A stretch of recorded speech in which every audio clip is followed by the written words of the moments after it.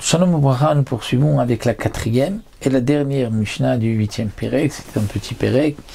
Ici la Mishnah nous enseigne Ed Sheunatun Tachat Akar. Ed, c'est un témoin, ou c'est comme nous avons vu, donc un morceau de tissu avec lequel la femme fait ses vérifications. Sheunatun Tachat Akar, ce Ed était posé sous un oreiller, sous un coussin. Venimtsa alav dam. Et ensuite, elle a trouvé du sang. Alors le Barthénora explique, donc c'était un morceau de tissu qu'elle utilisait pour s'essuyer après les relations conjugales. Et elle a trouvé, au matin, elle avait mis donc le Ed sous l'oreiller, et ensuite elle trouve du sang. Alors la Mishnah nous dit Agol Taor. Si la tache de sang est ronde, Taor, c'est pur.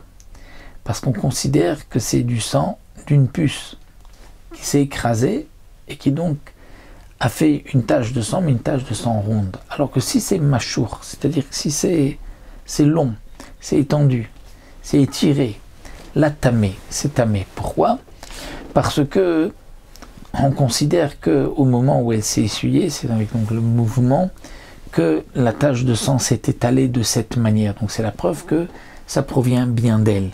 Et donc, tamé, elle est impure. Divrei Rabbi Elazar et Rabbi Tzadok sont les paroles de Rabbi Elazar et Rabbi Tzadok, et l'halakha est comme Rabbi Elazar et Rabbi Tzadok. Donc là, c'est un cas un peu particulier, étant donné que elle a trouvé une tache de sang, mais comme nous l'avons vu en fonction de la manière dont le sang est étalé sur le témoin, sur le morceau de tissu, on va dire est-ce que ça provient d'une puce écrasée ou bien ça provient d'elle. Si c'est donc étendu, d'une manière, on peut dire que lorsqu'elle s'est essuyée, le sang donc a suivi la direction du mouvement et donc s'est étalé de cette manière. Voici donc pour le 8e Pérek. On se retrouvera à Bezrat Hashem avec un nouveau Pérek, le 9e Pérek, la prochaine fois.